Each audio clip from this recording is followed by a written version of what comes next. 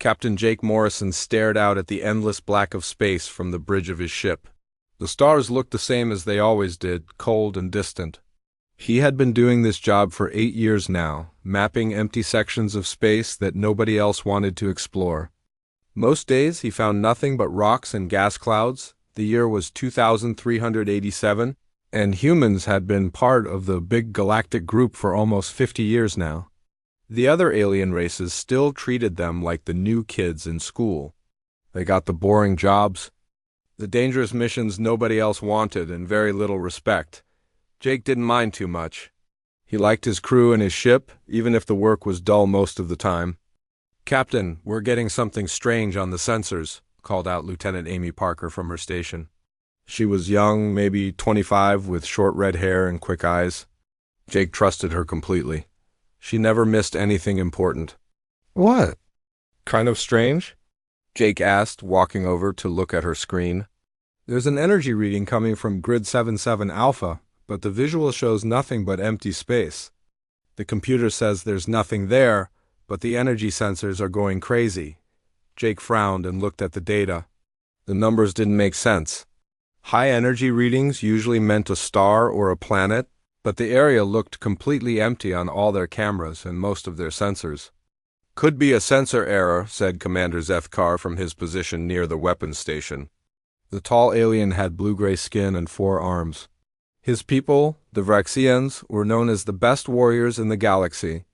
They were also known for being proud and thinking they were better than everyone else, especially humans. "Run a full diagnostic on the sensor array," Jake ordered. Amy's fingers moved quickly over her controls. After a few minutes, she shook her head. "All systems are working fine, Captain. The readings are real." Dr. Lisa Cooper looked up from her science station. She was in her 30s, with brown hair pulled back in a ponytail and glasses that were always sliding down her nose. "Captain, if I may suggest, we should investigate. Any unexplained energy source could be scientifically important." Zethkar made a sound that might have been a laugh. "Humans always want to poke at things they don't understand. This could be dangerous." "Everything in space is dangerous," Jake replied. "That's why we're out here instead of sitting safe on some planet. Amy, set course for those coordinates. Let's see what's causing this reading." The ship turned and began moving toward the mysterious energy source. Jake's vessel, the Endeavor, was not the biggest or newest ship in the fleet, but it was reliable. It had a crew of 30, about half human and half various alien species. They had been working together for 2 years now, and Jake was proud of how well they functioned as a team. As they got closer to the coordinates, the energy readings grew stronger. Still, their cameras showed nothing but empty black space. It was like looking for something invisible. "This is very unusual," Dr. Cooper said, studying her instruments. "The energy signature doesn't match anything in our database?" "It's not natural, that's certain. But it's not like any technology I've seen before either." "How old could it be?" Jake asked. "Based on the energy decay patterns, I'd guess very old, maybe thousands of years, possibly much older." Amy suddenly straightened in her chair. "Captain, I'm picking up something on the edge of our sensor range. It's big." "How big?" "Really big. Bigger than anything I've ever seen. The computer is having trouble calculating the exact size, but it's at least 10 times larger than our ship. Maybe 20 times. Jake felt his heart speed up a little. Finding something this large and this old would be the discovery of a lifetime. "Can you get a visual?" "I'm trying, but it's like it doesn't want to be seen. Wait, ... There's something happening." Suddenly, the space in front of them exploded with light. Not an explosion, but a gentle, warm glow that seemed to come from nowhere. As their eyes adjusted, they could see the outline of something massive floating. In the darkness, the ship was enormous, easily the size of a small city. Its shape was unlike anything Jake had ever seen. It had smooth, curved surfaces that seemed to flow like water, mixed with complex geometric patterns that hurt to look at for too long. The hull seemed to shimmer and change color as they watched, shifting from silver to deep blue to gold. "My ancestors," whispered Dr. Kintha, the ship's science officer. She was an Etherian, one of the smartest species in the galaxy. Her people had large heads and pale skin, and they prided themselves on their intelligence. I have never seen anything like this in all our historical records. It's beautiful, Amy said softly. Jake had to agree. Despite its enormous size, the ship didn't look threatening. It looked ancient and peaceful, like something that had been sleeping for a very long time. Life signs? He asked. None that I can detect, Amy replied. But Captain, the ship is powering up. Energy levels are increasing all across its hull. Weapons? I don't see any weapons, but with technology this advanced, I might not recognize them if I saw them. Suddenly, lights began flowing across the ancient ship's surface like rivers of gold. The patterns were hypnotic and beautiful. Then, without warning, the ship began transmitting a signal. Captain, we're receiving a transmission, Amy reported. Excitement clear in her voice. Put it through the speakers. A voice filled the bridge. It was clearly artificial, like a computer, but it had a warmth to it that made it sound almost alive. More surprising than anything else, it was speaking in English, seeking designated inheritor. Bloodline authentication required. Approach for verification. The bridge fell silent. Everyone stared at each other in shock. Did it just speak English? Amy asked. Old English, Dr. Cooper corrected. The pronunciation and word choice suggest it's using a version of English from several hundred years ago. But how is that possible? Jake asked. This ship is thousands of years old. Humans weren't even in space thousands of years ago. Zethkar stepped forward, his forearms crossed. Obviously, the translation system is malfunctioning. No ancient ship would speak in the primitive language of a young species. The translation isn't working, Amy said, checking her equipment. The signal is coming through in pure English. The ship is actually speaking our language. The message repeated. Seeking designated inheritor. Bloodline authentication required. Approach for verification. Dr. Cooper was frantically checking her database.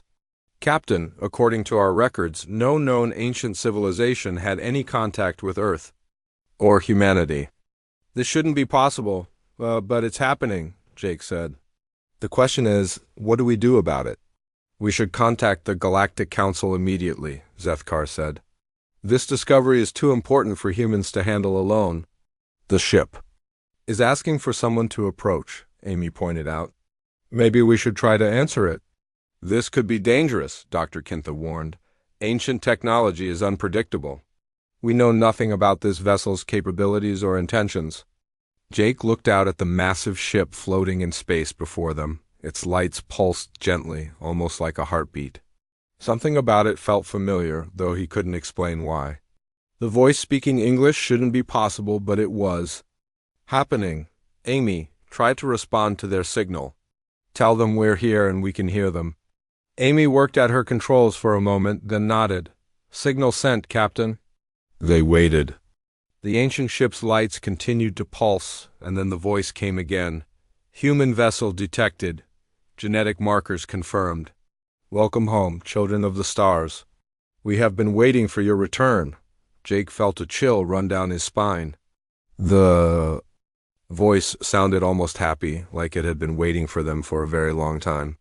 Captain, Amy said quietly, what does it mean by children of the stars? The bridge of the Endeavor stayed quiet for a long moment. Everyone was trying to understand what the ancient ship had just said. Children of the stars? What did that mean? Jake looked around at his crew.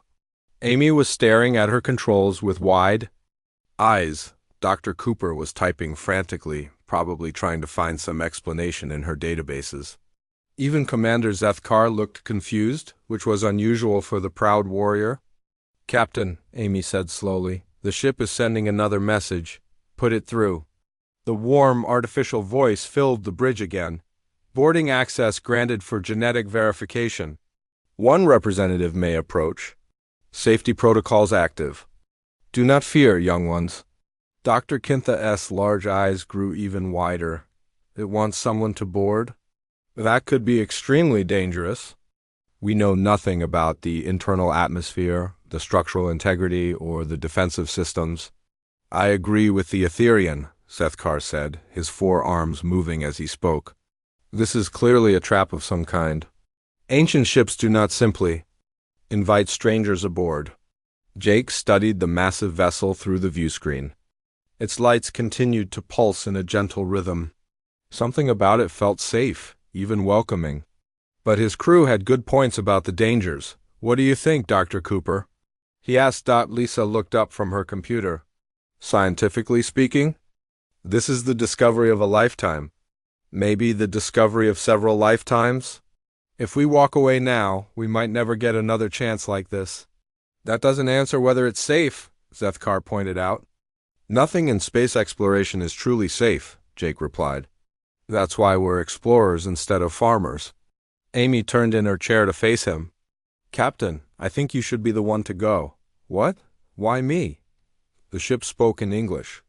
It called, U.S. Children of the Stars. It seems to be looking for humans specifically. You're the ranking human officer. Sethkar stepped forward.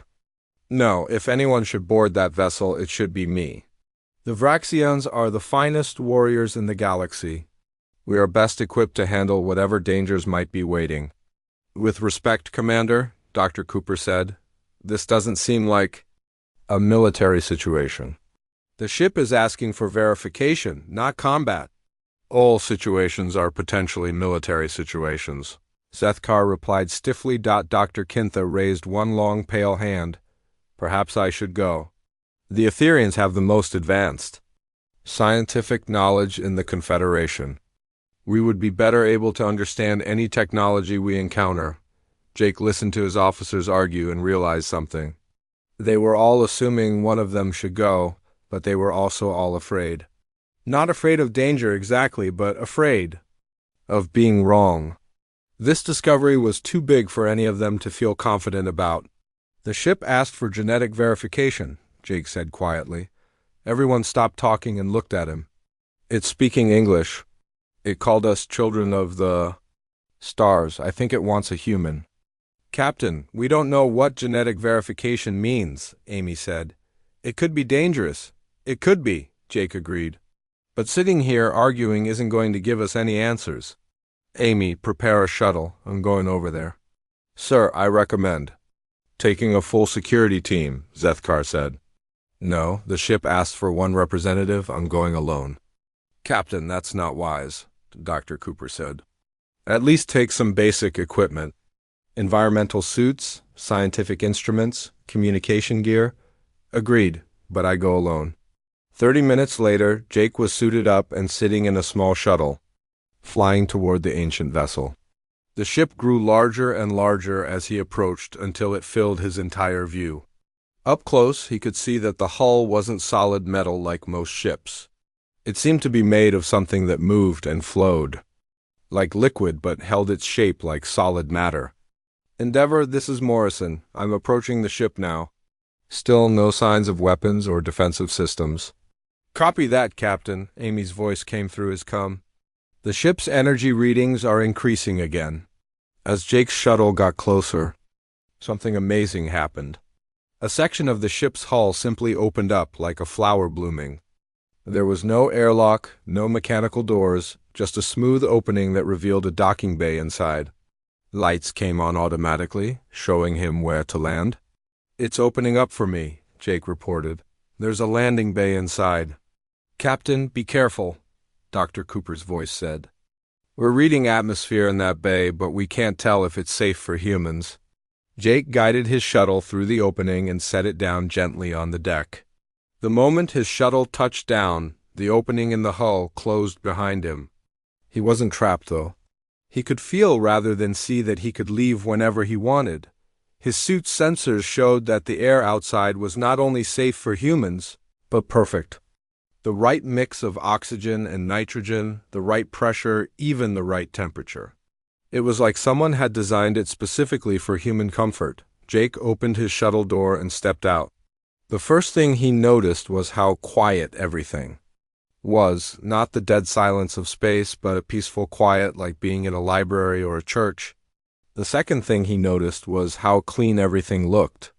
There was no dust, no wear, No signs that this ship was thousands of years old. Then the lights changed, all around the docking bay. Patterns of light began flowing along the walls. They moved like water, but glowed like stars.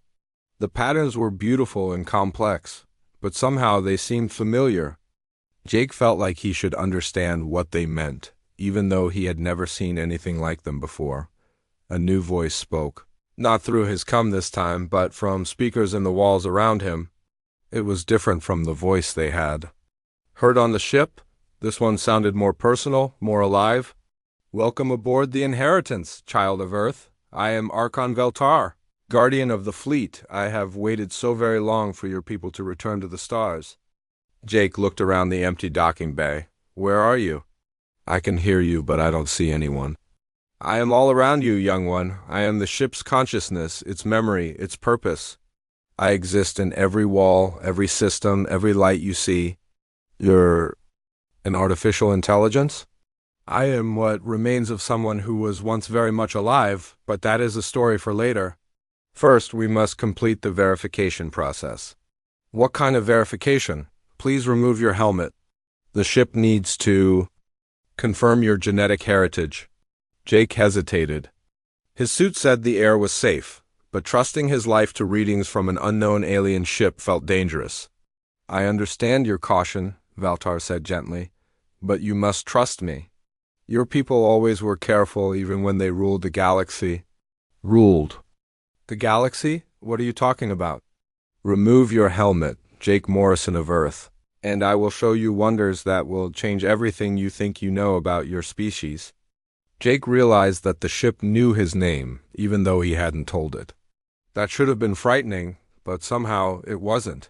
He reached up and disengaged his helmet seals. The air that filled his lungs was sweet and clean, better than anything he had ever breathed on a ship.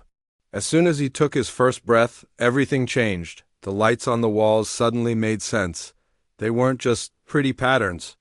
They were words, symbols, mathematical equations. And somehow Jake could read them. Not with his eyes, but with some deeper part of his mind that he had never known existed.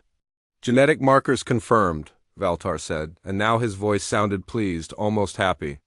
"Welcome home, descendant of the progenitors. You carry the blood of the builders of worlds." The walls around Jake began to glow brighter. New patterns appeared, showing him images. He saw great cities floating in space, ships that could cross the galaxy in days, and beings that looked almost human but somehow greater, more perfect. "What are progenitors?" Jake asked, though part of him was beginning to understand.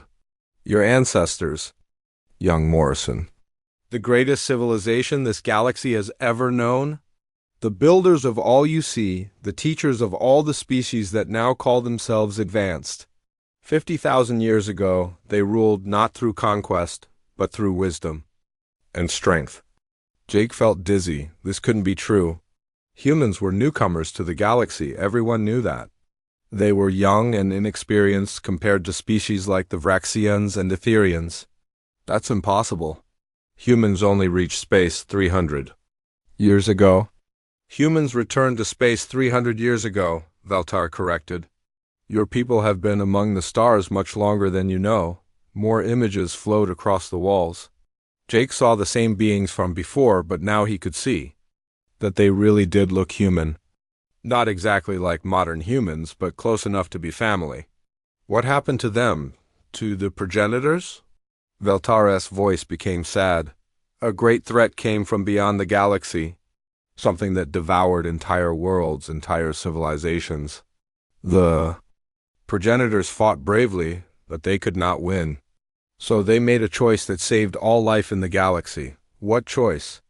"They scattered themselves across time and space, hiding their children on distant worlds until the danger passed. Earth was one of those worlds.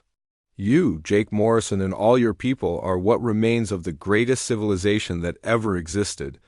Jake sat down hard on a nearby crate.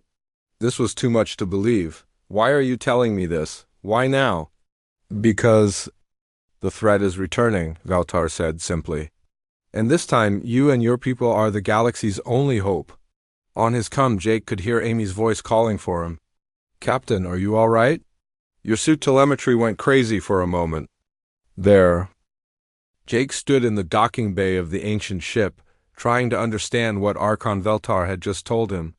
Humans were descendants of the most powerful civilization in galactic history?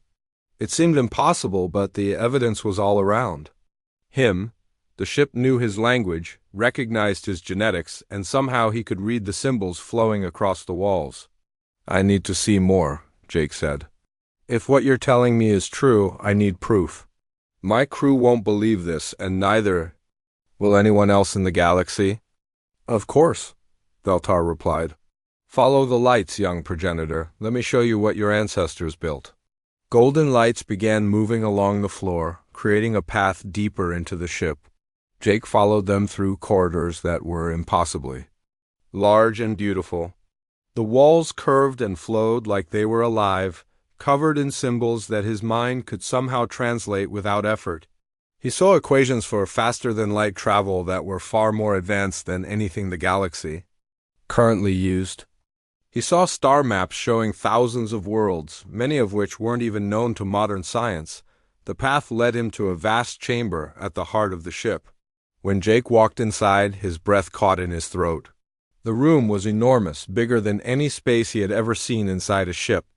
In the center stood a pillar of pure light that stretched from floor to ceiling. Around the walls, holographic displays showed images of the galaxy as it was 50,000 years ago.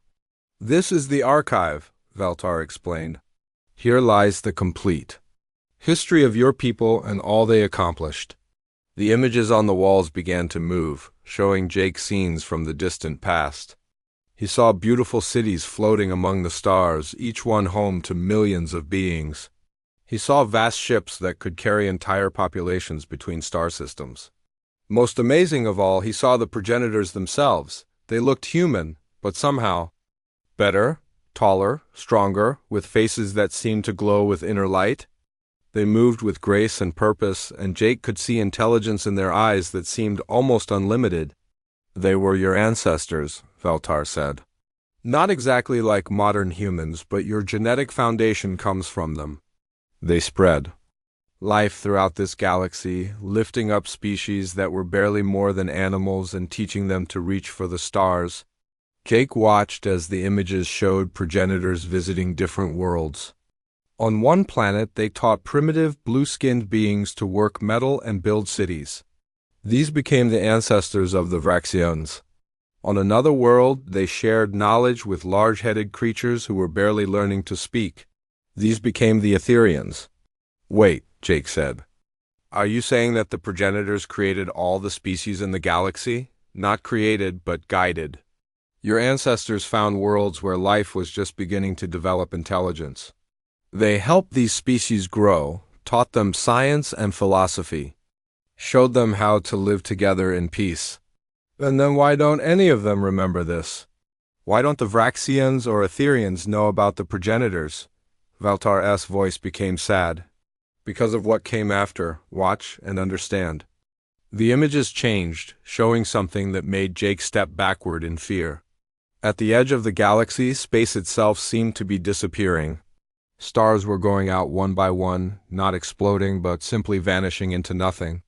As Jake watched, the darkness spread from system to system like a disease. The Devourers, Veltar said. They came from beyond our galaxy, from the empty spaces between star clusters. They are not truly alive as we understand life. They are hunger-given form, consuming not just matter and energy, but existence itself. Jake watched in horror as the dark wave swept across progenitor space. Entire civilizations vanished in moments. The beautiful floating cities were swallowed by nothingness. Even the progenitors, with all their advanced technology, could not stop the advance. How did they fight them? Of everything they had, the progenitors built weapons that could destroy stars, ships that could move faster than light itself. They gathered all the species they had helped and created the largest fleet in galactic history. For 1,000 years, they held the line. The images showed massive space battles unlike anything Jake had ever imagined. Progenitor ships that looked like living creatures fought against things that hurt to look at directly. Weapons fired that could split planets in half. Space itself seemed to burn around the conflict. But they lost? They could not win, Veltar corrected. The Devourers were too many, too hungry, too alien to be stopped by force alone. So the progenitors made a choice that saved all life in the galaxy. What choice? The images changed again, showing something that made Jake's heart ache. The remaining progenitors were gathered in a place that looked like this very chamber. They were saying goodbye to each other, and Jake could see the sadness and determination in their faces. They used their most advanced technology to scatter their essence across time and space. They hid their children on distant worlds where the Devourers could not find them. They erased the memories of all the species they had helped, so that the Devourers would not be drawn to them. And they went into hiding, leaving only guardians like me to wait for their return. Earth was one of those hiding places? The most important one. Earth received not just refugees, but the genetic legacy of the progenitor royal bloodline. Your people carry within them the ability to use progenitor technology, to understand progenitor science, to lead as the progenitors once. Jake felt overwhelmed. This was too much responsibility, too much history. But why now? Why are you telling me this now? The images on the walls changed one final time, and Jake felt his blood turn cold. At the very edge of the galaxy, barely visible to modern sensors, the same darkness from 50,000 years ago was returning. Stars were beginning to go out again, one by one. Because they are coming back, Veltar said simply. The Devourers have finished consuming the galaxies. The Ondours, now they return to finish what they started. Our long-range sensors detect their advanced scouts. The main force will arrive within 10 of your years. 10 years? Jake sat down hard on the chamber floor. That's not enough time. The galaxy isn't ready for something like this. We can barely work together on trade agreements, let alone fight. A war against something that destroyed the progenitors. That is why you must awaken, young Morrison. You and your people carry the genetic keys to progenitor technology. Only humans can access the weapons and ships that the progenitors left. Hidden throughout the galaxy. Only humans can unite the species as the progenitors once did. But the other species won't listen to us. They think we're primitive newcomers. The Vraxians barely tolerate having humans in the Confederation. Then you must prove them wrong. This ship, the Inheritance, contains the location of every hidden progenitor facility in the galaxy. Weapons that can destroy solar systems, ships that can cross the galaxy in hours. Manufacturing centers that can build fleets in days rather than years. Jake looked around at the incredible chamber, at the pillar of light that seemed to pulse with unlimited power. And all of this responds only to humans? To humans with the proper genetic markers. About 1 in 3 of your people carry enough progenitor blood to interface with the technology. You, Jake Morrison, carry more than most. You are descended from the royal line itself. How can you possibly know that? Because you can read the symbols on the walls. Because the ship accepted you immediately. Because right now you are communicating with me not just through sound, but through the same mental link that the progenitors used to speak with their ships. Jake realized that Veltar was right. He had been hearing the AIS voice not just through speakers, but somehow directly in his mind. And the more time he spent in the chamber, the more he understood about the ship around him. He could feel its systems, its power, its vast knowledge. What do I do with this information? Jake asked. How do I convince the galaxy that humans are their best hope for survival? You start by convincing your own crew, Veltar said. Bring them aboard. Let them see what you have seen. Dr. Cooper has some progenitor markers in her genetics. She will be able to interface with our historical databases. Lieutenant Parker carries warrior genetics. She will understand our weapon systems instinctively. And the aliens in my crew? Commander Zethkar is a proud warrior, but he is not stupid. When he sees proof of the approaching threat, he will choose survival over pride. Dr. Kintha values knowledge above all else. She will want to study everything we can teach her. Jake stood up, feeling strength and purpose flowing through him that he had never experienced before. The ship was sharing its power with him, awakening abilities that had been sleeping in his genetics for his entire life. "There will be problems," Jake said. "Political problems. The Confederation Council will panic. Some species will want to fight us for control of progenitor technology." "Yes," Veltar agreed. "The path ahead will be difficult. But remember, young Morrison, your ancestors faced the same challenges. They united a galaxy once before. You carry their blood, their wisdom, their strength. You can do it again." Jake took a deep breath and activated his comm. "Amy, prepare to receive additional crew members. I'm bringing some very important guests back with me." "Guests, Captain?" The news spread across the galaxy like wildfire. Within hours of Jake's report to the Confederation Council, every major news network was broadcasting the story. Ancient ship discovered. Humans claim to be descendants of legendary progenitors. Galaxy-threatening enemy returning? The reactions were immediate and chaotic. Jake sat in the conference room aboard the Inheritance, watching the news feeds with his crew and Archon Veltar's holographic projection. The responses from different species were exactly what he had feared they would be. On the main screen, War Prime Vector of the Vraxian Empire was speaking to a crowd of his people. His blue-gray skin was darker than usual, a sign of anger among his species. "These humans make ridiculous claims," he said, his forearms gesturing violently. "They expect us to believe that they, the newest and weakest species in the galaxy, are descended from the mighty progenitors. This is nothing but a desperate attempt to gain power over their betters." The crowd of Vraxian warriors behind him roared their agreement. Several were holding weapons, and Jake could see the anger in their eyes. Dr. Cooper switched to another feed. This one showed the Etherian Collective's High Council meeting in emergency session. Premier Zixandra was speaking in the cold, logical tone that Etherians used when they were upset. "The probability of these claims being accurate is negligible. Humans lack the intellectual capacity to be descendants of the progenitors. This is clearly an elaborate deception designed to manipulate galactic politics." "It's exactly what we expected," Amy said. She was sitting next to Jake, studying the tactical reports coming in from across the galaxy. "Half the species think we're lying, and the other half are scared of what it means if we're telling the truth." Commander Zethkar, who had initially been one of the skeptics, was now one of Jake's strongest supporters. After seeing the archive chamber and witnessing Jake's interaction with progenitor technology, the Vraxian warrior had become convinced. "My people are proud," he said sadly. "Too proud to accept that they might have been wrong about humans for so long. War Prime Vector would rather fight than admit that humans might be superior." "The Etherians are worse," Dr. Kintha added. The pale alien scientist had spent the last 2 days studying progenitor databases and was clearly amazed by what she had learned. "My people have always believed that intelligence was everything. The idea that humans might be smarter than us is impossible for them to accept." Jake looked at the holographic display showing the political situation across the galaxy. Red zones indicated systems that had withdrawn from Confederation agreements. Yellow zones showed areas where civil unrest was growing.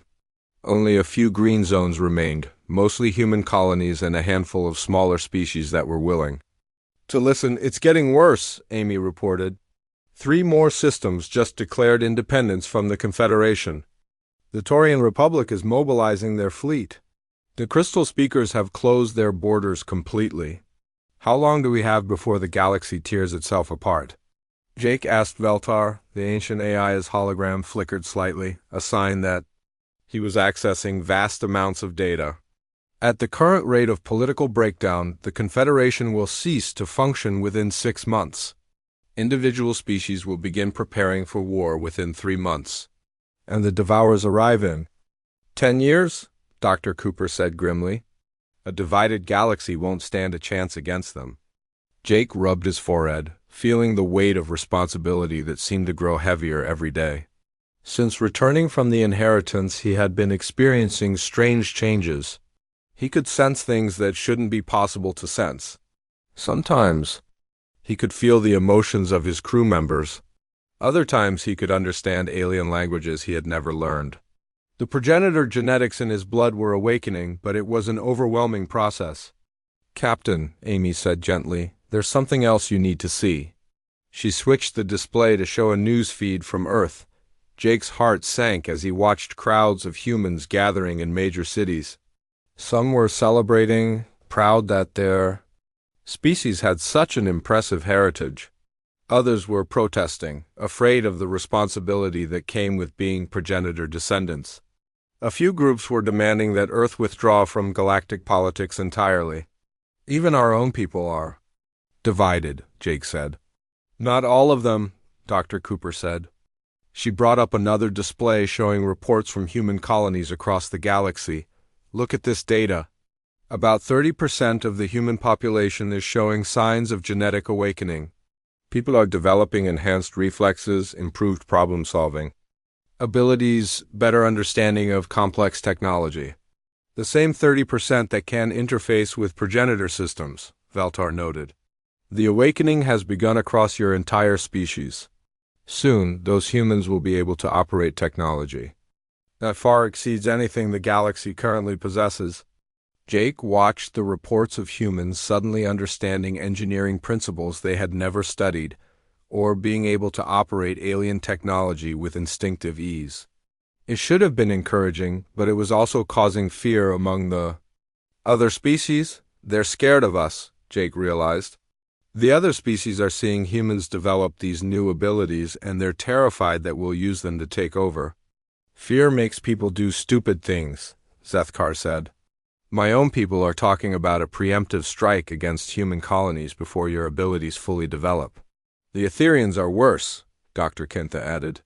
"They're claiming that the genetic changes in humans are actually a disease that might spread to other species. Some of their scientists are calling for quarantine of all human populations." Amy's console beeped with an urgent message. "Captain, we're receiving a priority transmission from Admiral Brooks at Earth Defense Command. Put it through." The screen showed Admiral Sarah Brooks, a tough woman in her 50s who had been Jake's mentor when he first joined the space service. Her face was grim as she spoke. "Jake, I'll make this quick. The situation here is getting out of hand. The Confederation Council is demanding that Earth surrender the inheritance and all progenitor technology for joint control. 3 species have threatened to attack human colonies if we refuse. The President is considering compliance just to avoid a galactic war." Jake felt his heart sink. "Admiral, they can't control progenitor technology. Only humans with the right. Genetics can operate it. I know that, and you know that, but they don't believe it. They think we're hiding the real control methods to keep the technology for ourselves." "What are the President's orders?"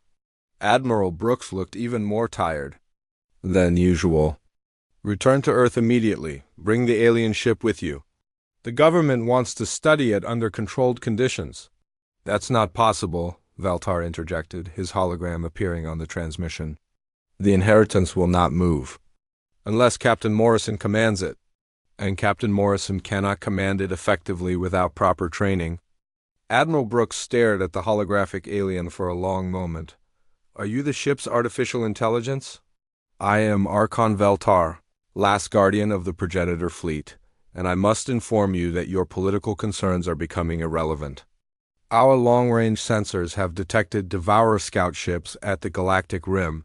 They are moving faster than anticipated." "How much faster?" Jake asked. "The main force will arrive in 7 years, not 10. The advanced scouts will begin probing outer systems within 2 years." The bridge fell silent. Jake could see the fear in Admiral Brooks' eyes even through the transmission. "Admiral, I need permission to begin activating other progenitor sites." Jake said, "We need weapons, ships, and training facilities if we're going to have any chance of defending the galaxy." "Jake, I can't authorize that. The political situation is too volatile. If you start activating alien weapon sites, it will look like humanity is preparing to conquer the galaxy. If we don't activate them, there won't be a galaxy left to conquer." Jake replied. Before Admiral Brooks could respond, Amy's console erupted with alarms. Captain, we're detecting multiple fleet movements across the sector. It looks like the Vraxian Empire is mobilizing for war. Zethkar checked his own console and cursed in his native language. War Prime Vector has issued a challenge. He's claiming that humans are an existential threat to galactic order. He's calling for all species to join the Vraxians in removing the human threat. How many ships is he mobilizing? Jake asked. 200 warships in the first wave. Probably 500 more in reserve. Dr. Cooper looked up from her science station. Captain, I'm reading similar mobilizations from the Etherian Collective and the Taurian Republic. It's not just the Vraxians. Half the galaxy is preparing for war. Jake felt the inheritance responding to his emotions, its systems powering up. As his stress levels increased, the ship wanted to fight, to protect him and his crew. But fighting would only prove that the other species were right to fear human power. Admiral, Jake said to the screen, I'm not returning to Earth, not yet. I'm going to find a way to prove to the galaxy that humans aren't their enemy. Jake, that's insubordination. I'm ordering you to return immediately. With respect, Admiral, I don't think Earth's government understands what we're dealing with. The Devourers aren't just another alien species. They're the end of existence itself. If the galaxy destroys itself fighting over progenitor technology, everyone dies anyway. Jake stood on the bridge of the Inheritance, surrounded by 15 Vraxian warships. Their weapons were charged and ready to fire. He could feel the tension in his crew, but he also felt something else. The ship was responding to him in ways that went beyond normal technology. It was like the vessel was alive and waiting for his command. What is this third option? Jake asked Veltar quietly. Show them the truth, the ancient AI replied. Not with words, but with power. Let them see what the progenitors built. Let them understand what is coming for all of us. Captain, Amy said urgently, the Vraxian commander is demanding an immediate response. He says we have 2 minutes to surrender or they'll open fire. Jake closed his eyes and reached out with his mind to the ship around him. He could feel its vast systems, its incredible weapons, its ability to do things that seemed impossible. But he could also feel something else, other ships scattered across the galaxy beginning to wake up as they sensed his presence. Open a channel to all the Vraxian ships, Jake said, and broadcast it on all galactic frequencies. I want everyone to hear this. Jake, what are you planning? Admiral Brooks asked from the screen. Something that will either save the galaxy or doom it, Jake replied. The communication channel opened. Jake could see the face of War Prime Vector on his screen. The Vraxian leader looked angry and proud, confident that his superior numbers would force the humans to surrender. Human Morrison, Vector said, you will surrender the ancient vessel immediately. Your species has no right to possess technology. That belongs to all the galaxy. War Prime, Jake replied calmly, I want to show you something, all of you. Look at the edge of the galaxy. Jake reached out with his mind to the Inheritance's sensors. The ship responded instantly, projecting a holographic display that showed the entire galactic rim. At first, everything looked normal. Then Jake enhanced the image. Using progenitor technology to see beyond normal space, the display changed and everyone gasped. At the very edge of the galaxy, space itself was wrong. Stars were disappearing, not exploding or dying, but simply ceasing to exist. And moving toward them, barely visible even with advanced sensors, was a dark mass that hurt to look at. What is that? Vector demanded. The Devourers, Jake said. The enemy that destroyed the progenitors 50,000 years ago. They finished consuming the neighboring galaxies, and now they're coming back to finish what they started. Doctor. Kintha's voice came over the communication channel. The energy readings are impossible. That dark mass is larger than our entire solar system. It's one of their scout ships, Veltar's voice added to the broadcast.